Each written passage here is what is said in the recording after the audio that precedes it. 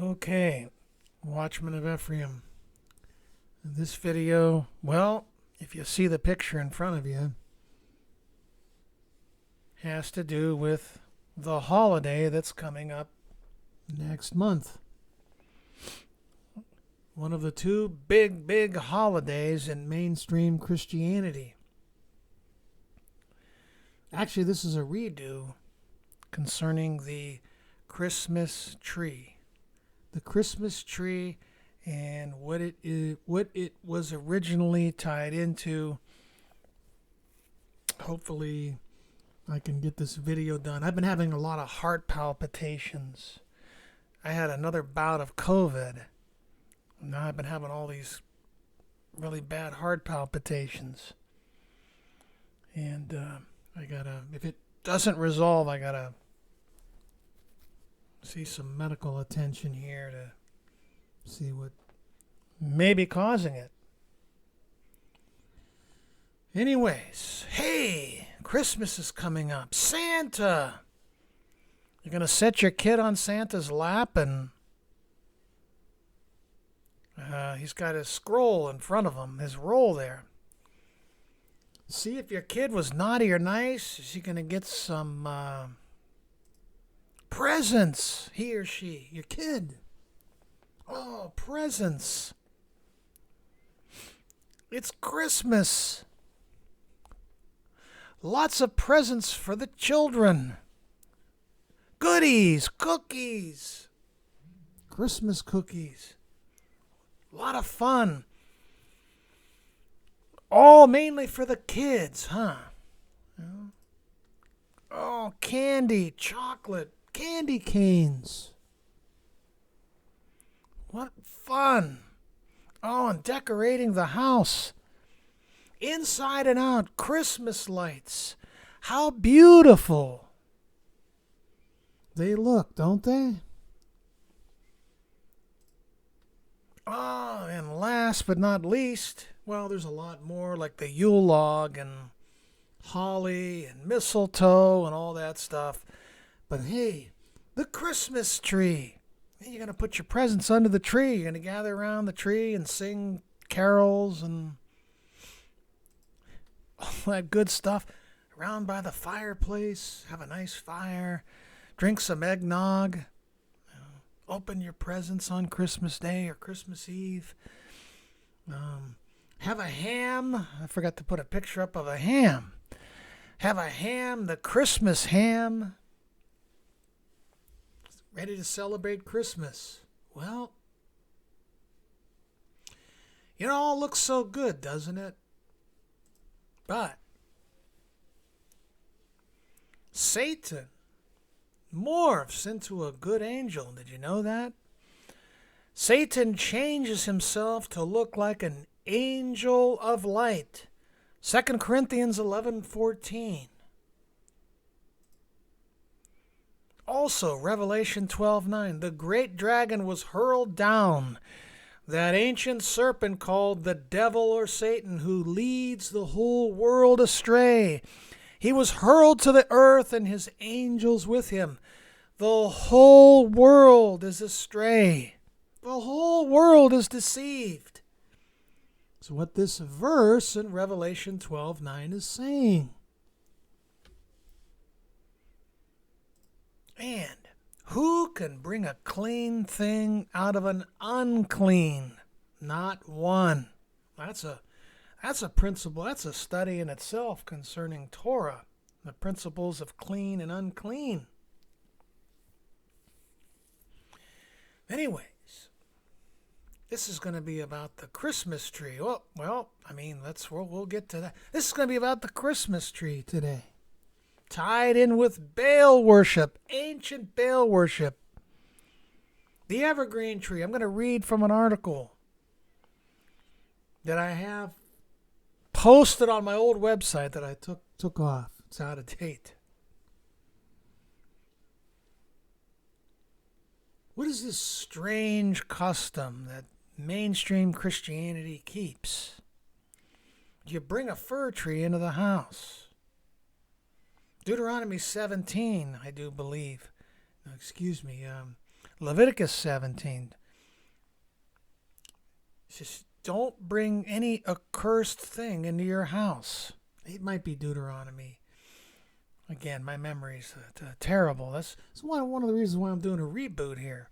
Well, anyways, I mean, not a reboot, but a redo. Excuse me, not a reboot. Anyways, this strange custom of bringing in a Christmas tree and putting presents on it, it's not in the Bible. We're not to add or take away from God's word. And you, the priests in the next age, are going to have to teach the common land people to discern between the clean and the unclean. This is one of the reasons why, well, you know what? That old kingdom was a shadow. And those Levites, shadow of the firstborn ones, they were shadows. Even God condemned that. I think it's in Ezekiel 22. My people, the priests have not discerned between the clean and the unclean. They haven't taught my people the difference between the clean and the unclean. He goes on to say they've hidden their eyes from my Sabbaths, and they've profaned my holy name. Well, I can guarantee you on this channel, we don't profane the Sabbaths. We bring out the spiritual end fulfillments of them, restitution of all things. And this holiday is tied into ancient Baal worship. You know, this custom of Christmas, and you have this doctrine of eternal torture and annihilationism. They go hand in hand. And I mentioned the Christmas ham. Top it off with an unclean beast. It's just tipping you to what these things are all about. They're not of God. And you celebrate them so you won't look into the Torah, into the plan of God, into the holy day, the prophetic holy days, which are a shadow of the restitution of all things. Okay, the whole world is deceived. Even the Hebrew roots, the Torah keepers, they're deceived. They also profane God's Torah. They witness the exact opposite of what the Torah is all about. The restitution of all things. Okay, the whole world is deceived. So, what I'm going to do is just read an article, read part of an article.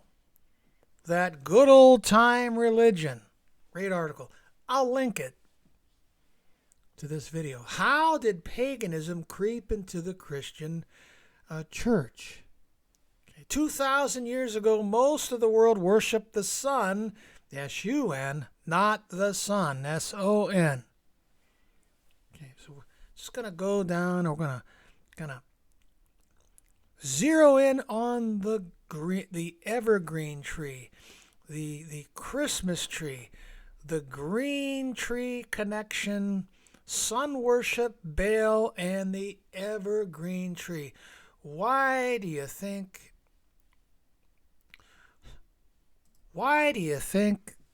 you have this custom of Christmas and you have these evil doctrines that go along with it?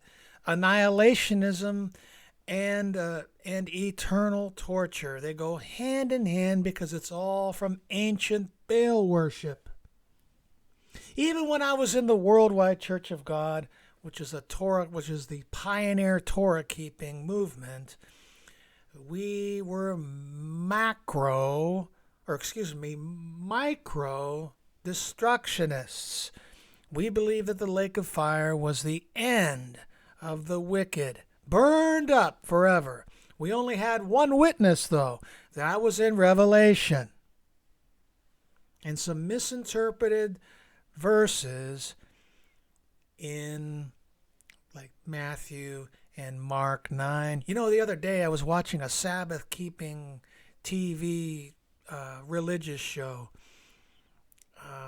on TV. They were covering Mark. You know, they didn't cover the last verse of Mark 9, where Jesus said, "Everyone will be seasoned with fire, and every sacrifice seasoned with salt." They left that out. That's the key, as I covered in my last video. That was amazing to me. Anyways, let's get what is this all about? Where do we get these weird customs? All right, let's go to this article here, and zeroing in on the Christmas tree. What is the importance of evergreen trees to sun worship? One of Baal's many names, interestingly enough, in the Bible was Baal Bereth, which is mentioned in the Bible, meaning Lord of the fir tree. The evergreen tree is without doubt connected to the worship of Baal, the sun god. In Jeremiah 2:20-23, it says, "For of old time I have broken the yoke and burst thy bands, and thou sayest, I will not transgress, when upon every high hill," and listen, "under every green tree you wander playing the harlot." A verse or two down it says, "How can you say, I am not polluted? I have not gone after the Baals." They went after Baal, and their descendants did too. We're talking about the ancient Israelites, especially the northern kingdom. And they forgot the true God and true religion. Well, the true religion, this is an article from Sabbath, from a splinter group of the Worldwide Church of God. We had a lot of knowledge. But we are not under the Torah of the common land person. To remind you, we are under the Torah of the priesthood, died and raised with Messiah as his body on the 8th day. Okay, and we're priests, so we have to learn these things to teach them in the age to come. Okay, so that there will be no mention of other gods, and people will not rise up in the kingdom and say, "Hey, let us go and worship other gods." So we're going to be teaching these things that happened. You can look from front to back, but you won't find any requirement for evergreen trees in God's religion. Literally millions of them are cut down every year and placed devoutly in homes. Yet, where is this particular practice commanded by God in the Bible? Make a search, my friend, but you won't find it. Nor was all this harmless paganism. Thousands and thousands of firstborn children were sacrificed to Baal under evergreen trees. They were the gifts under the tree. If you keep this holiday, you are bowing before a false god. And again, you can't make something that is unclean clean. That is a basic principle of Leviticus and Torah, which hopefully I'll get to down the road. What God says about gifts under trees. Christmas may not be mentioned by name in the Bible, but the words gifts and tree are in the same context with the sacrifice of children and the worship of idols. Read the following passage to see what God has to say about gifts and trees. Ezekiel 20, 26, 28, 31. "I let them become defiled through their gifts, the sacrifices of every firstborn, when I brought them into the land that I had sworn to give them, and when they saw any high hill or any leafy tree. There they offered their sacrifices. When you offer your gifts, the sacrifice of your sons in the fire, you continue to defile yourselves with all of your idols to this day." How do we defile ourselves today? By misinterpreting the verses in believing mistranslated verses and trying to interpret the lake of fire by itself, believing that Yahweh is going to burn up his creation. In the New English translation of the Bible, there is a notation about the phrase, every leafy tree. They inform us that this expression refers to evergreens because they keep their leafy foliage throughout the year, providing apt symbolism for the nature cults such as those practiced in Canaan. And again, here, even I put this picture of here, the Bohemian Grove in California. Ancient Canaanite Mystery Babylon festival every year. Well, they burn up it's a dummy in a coffin. They burn it up in front of the statue. They're burning it up. Same thing. I forget which, Isaiah 65 or 66. An idol behind a tree in the midst of a grove. I mean, an idol behind a tree. I did a video on this. An idol behind a tree, behind one tree in the midst of a grove. It's amazing. I could pull it up.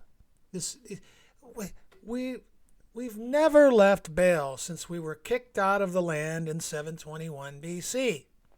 The United States is Ephraim as a witness. Okay, going back here. Okay.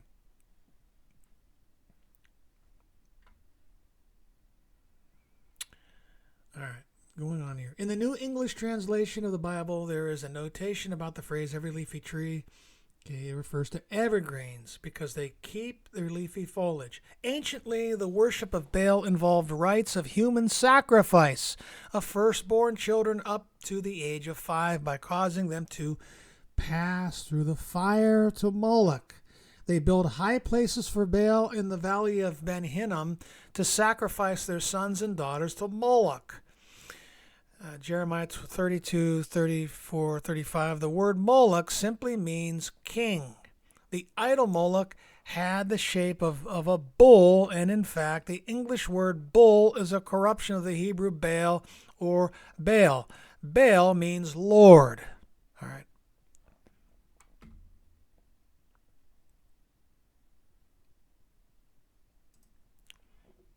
Same thing. Yeah, it's the same stuff over and over again. The thing that has been is what will be. Okay.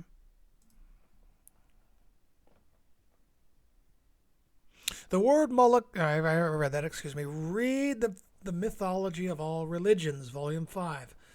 Living infants and children were burned in the fire to the god Moloch during this time. This was the time of the winter solstice, December 25th, when those heathen were dismayed at the signs of heaven, which were approaching now.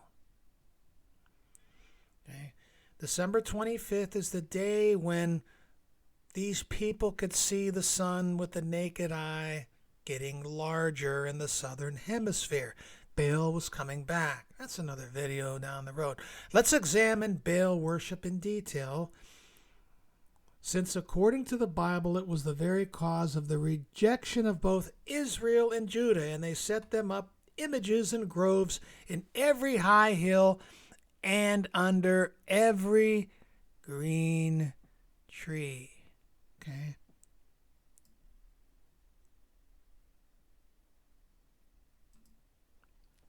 Under every green tree.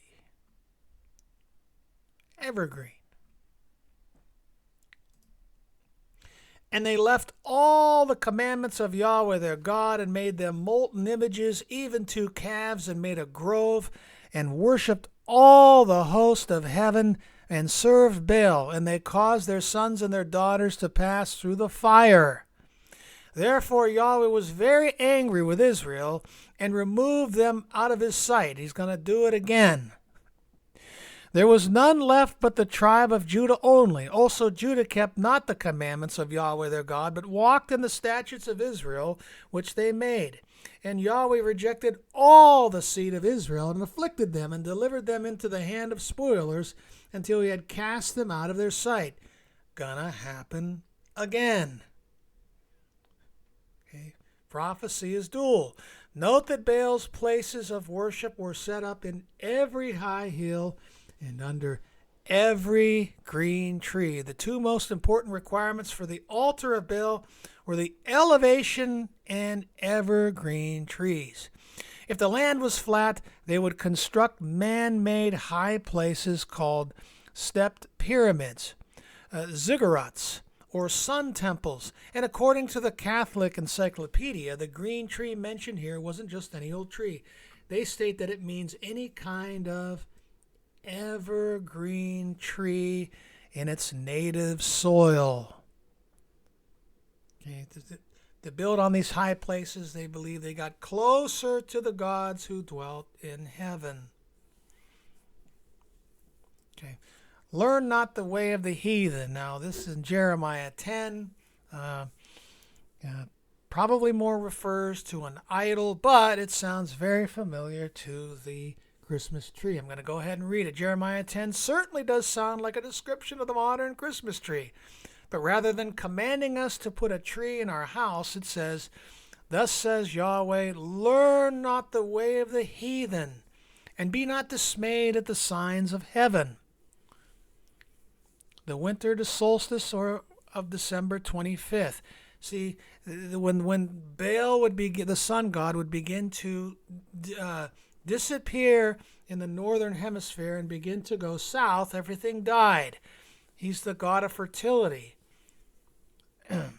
He's the god of life. So they would begin human sacrifice to beckon Baal back. And he would stop between December 21st and December 23rd, and on December 25th, you could see Baal getting larger. He's coming back to the northern hemisphere. He was appeased. So life would begin again anew. They were dismayed at the heavens because Baal was disappearing, going away. For the heathen are dismayed at them, the signs in the heavens. For the customs of the people are vain, for one cuts a tree out of the forest, the work of the hands of a workman with an axe. They deck it with silver and gold. They fasten it with nails and hammers that it moves not. Bizarre, huh? I mean, it's more with the silver and gold here, but it's just, you can do a remez here. Pull it out. Pull a different meaning out from that prophecy. Going on here.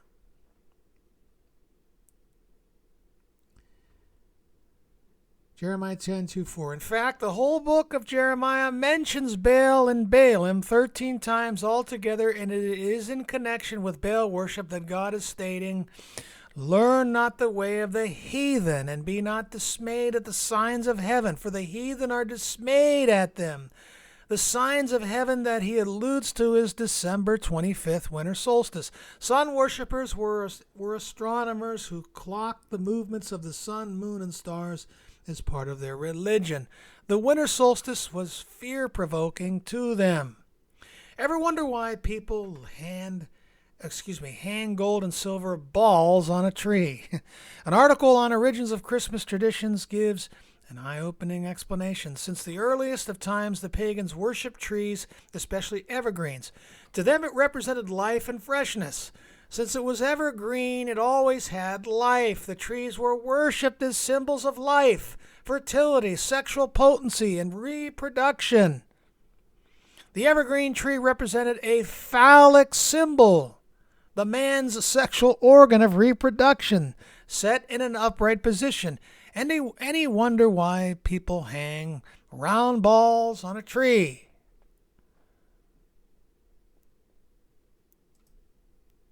See the balls on the tree here. And you have a You notice it's like a phallic symbol here. It looks like, you know what, a male organ. Where do you get this stuff at? You didn't get it in a Dr. Seuss book.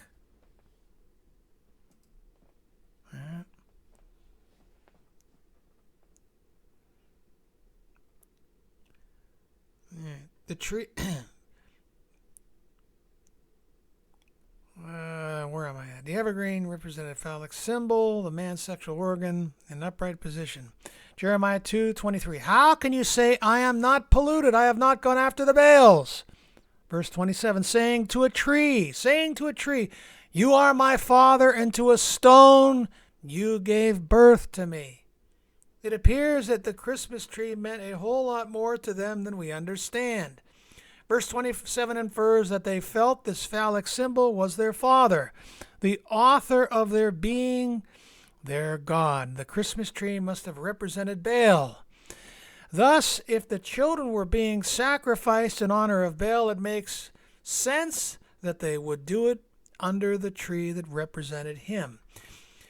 It makes no sense, but false religion obviously has a connection to evergreen trees and stone images.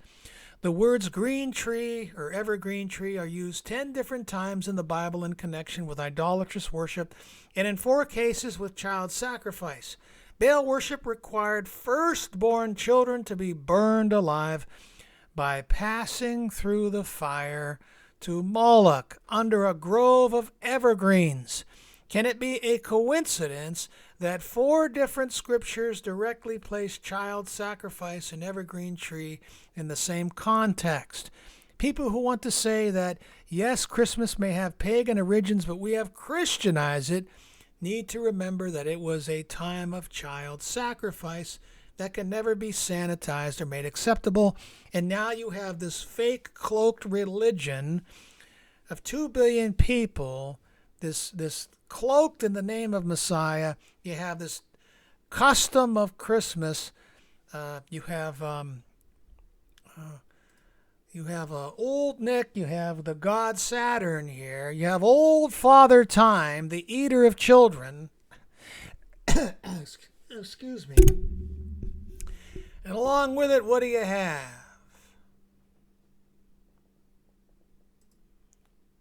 The burning up of humanity. You have these evil doctrines. You have an evil God. You have a malevolent God who's going to burn humanity up, whether they be few or many. Thousands, hundreds of thousands, billions or millions. It's the same thing over. The mystery of iniquity. It's just been Christianized. Cloaked in the name of the Messiah and his God. It's the same thing over and over again. You get this weird custom, pagan custom, and you have these abominable doctrines of destructionism, conditionalism, and annihilationism. And eternal torture. It's the same thing. Satan appears as an angel of light.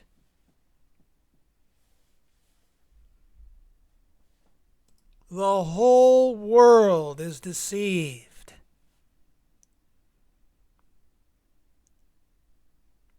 Like I said, even the Hebrew roots, they don't study the whole Torah.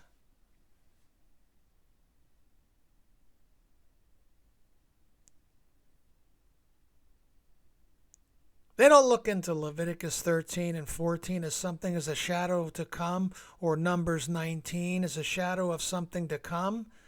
But they'll quote, and they shall keep my statutes and my judgments. They don't even believe these things are shadows of things to come. So what's the result? For the Hebrew roots, even syncretism. It's the ancient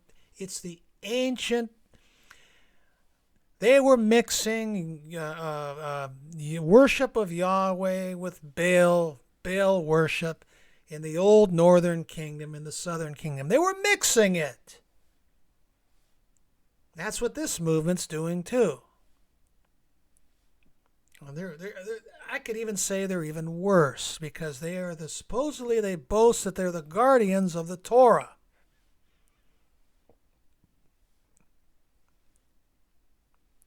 But they're not. They're the destroyers of it. That's why they are the synagogue of Ha-Satan. Satan's job, his work is to destroy humanity. And the Messiah came to destroy the work of the devil.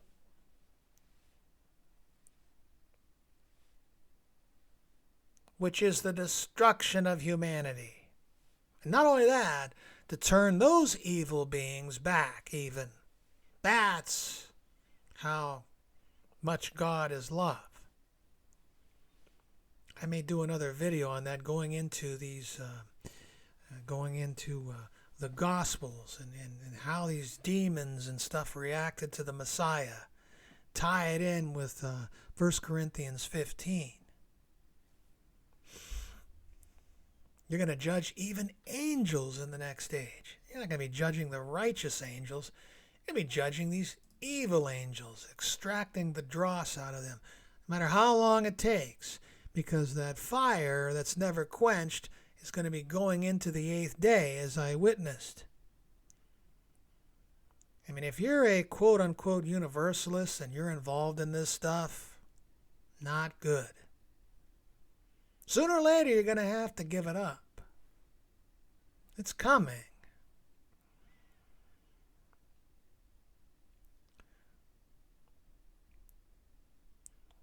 Child sacrifice in evergreen trees. Isaiah 57:5. Inflaming yourselves with idols under every green tree, slaying the children in the valleys and under the cliffs of the rocks. The valley it is speaking of here is most likely the valley of Ben Hinnom. And according to Biblical Archaeology Review, this particular place of child sacrifice was near some overhanging cliffs. Moloch was located there, which was a molten idol with a cow's head at the top and a fire pit below. Outstretched arms held the victim. There was a pulley system that slowly raised the arms up to heaven, and the child was dropped into the fire pit below. The sacrificial altar was located in a grove of evergreen trees. This scripture clearly depicts the act of child sacrifice. Most people would be appalled if they knew the origin of the tradition of gifts under the evergreen trees. Then even as now, this winter solstice holiday was perceived as a time of great peace on earth. Baal was supposedly satiated with these yearly sacrifices, and all was well in the world. Once again, my friends, even Gehenna, as I touched in my last video, is a fable.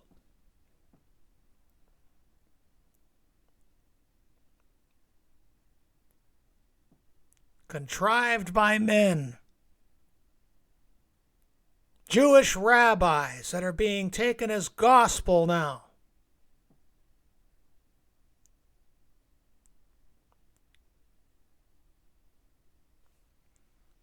Deception upon deception, right? As Timothy said, deceived and being deceived. You gotta, let me just stick to, okay. 2 Kings 16:3-4. He made his sons pass through the fire according to the abominations of the heathen. And he sacrificed and burnt incense in the high places and on the hills and under every green tree. Probably Manasseh.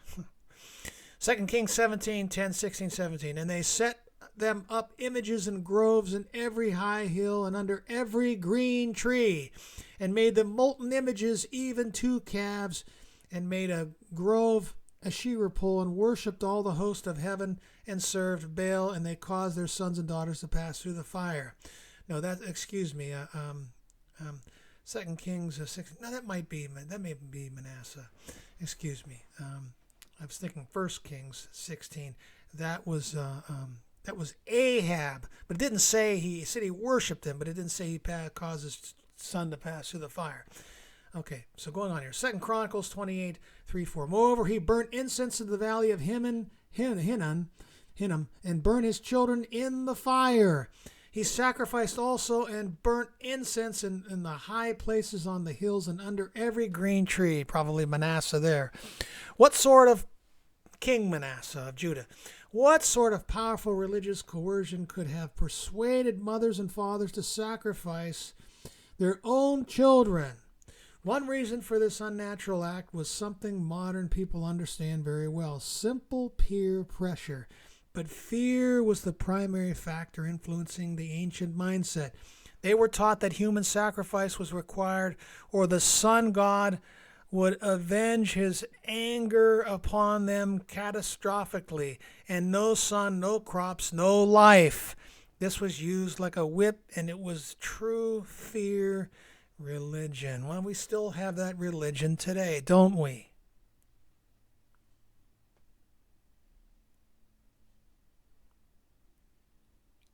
Fear God, or he's going to burn you up or torture you forever. But it's the goodness of God that leads you to repentance. That was a big one in pulling me in, that humanity would be saved. Although at the time worldwide in 1985, when I first learned about the holy days, we were, and the splinter groups still are, macro destructionists. But for those sacrificing their children, the proverbial icing on the cake which lured them to the altar was that the belief that all who were sacrificed at the gate of the winter solstice bypassed the nether world and went straight to heaven. Imagine the poor reluctant parents standing before the altar of Baal. Can you see the priest of Baal striding before the altar, compelling the people to come to Yahweh? Baal, to the Lord, or Yahweh. Baal does not mean Lord, by the way. Can you see the priest soften his... Excuse me, I didn't mean Yahweh. Forgive me. I'm talking about Baal, El, which means the strong one, the mighty one. Okay, El can be a derivative, or Baal can be El can be a translation, actually, for Baal, I do believe. If they would just come to the altar, seeing the reluctant not coming forward, they gave a powerful hellfire and brimstone speech, threatening how the children would have to go to the netherworld for eternal torture if they refused to bring them to the altar. This was surely the original altar call. Loud music or drums were played to hide the sounds of dying children from their mothers. The drums also drowned out the terror-filled cries of parents who tried to change their minds at the last minute. Okay, that's the end of that for this article, tying it in with the evergreen tree. My friends, we haven't changed. Well, you might say it's a little more civilized now. Actually, the priests are going to be handed judgment, right? Judgment will be committed to the priest to judge the world and judge angels. And what does the world, for the most part, witness that the priests are going to do? Well, if it's eternal torture, you go to heaven or you go to hell. You have an immortal soul. But if you're a Torah keeper, if you're it's really big in the monotheistic movement. What are you going to do in the next age? Like the Torah keepers believe, in the next age, you're going to keep the statutes and judgments. What if someone commits adultery? Or what if someone breaks the Sabbath? You know what they preach they're going to do? You're going to be put to death. Actually, you're going to go outside the camp for refinement. You'll be branded a leper by the priest. The leper judgment committed to who? The priests. It's no different, my friends. We're living in a world of deception. We don't, do we really live by every word of God? Are we just picking and choosing things? Do we practice New Testament theology? Are we just picking and choosing things out of the Torah? Swallowing up the doctrines of men like Herbert W. Armstrong, Jim Staley, Michael Rood, who else? Arthur Bailey.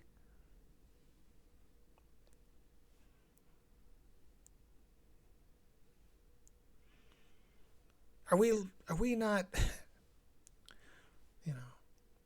it's the same thing. The thing that has been is what will be. That which is done is what will be done. There's nothing new under the sun. Can anything be said, see, this is new, it has already been done in ancient times before us? There's no remembrance of former things, nor will there be remembrance of things to come by those who will come after them. It's the same thing over and over again. Satan appears as an angel of light. These customs of men, these doctrines of men, which, God says, all well, you teach commandments of men, doctrines of men.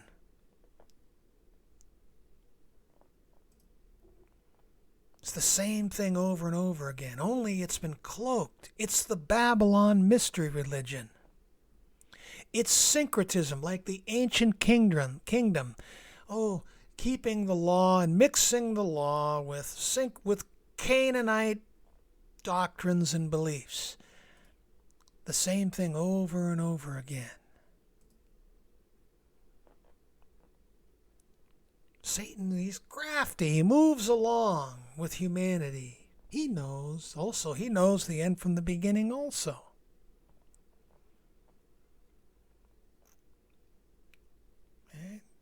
Flee idolatry.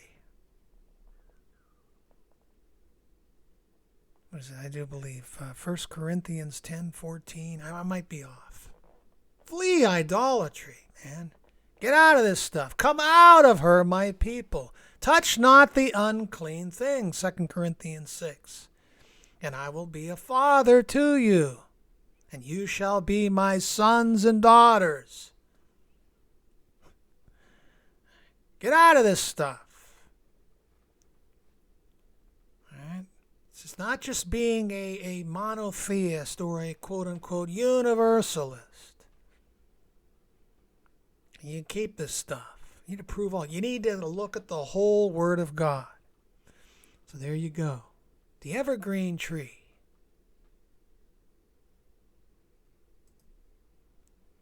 Tied in with ancient Baal worship. Human sacrifice. Offering your gifts under the tree. Where do you get this stuff at? Offering your gifts under the tree.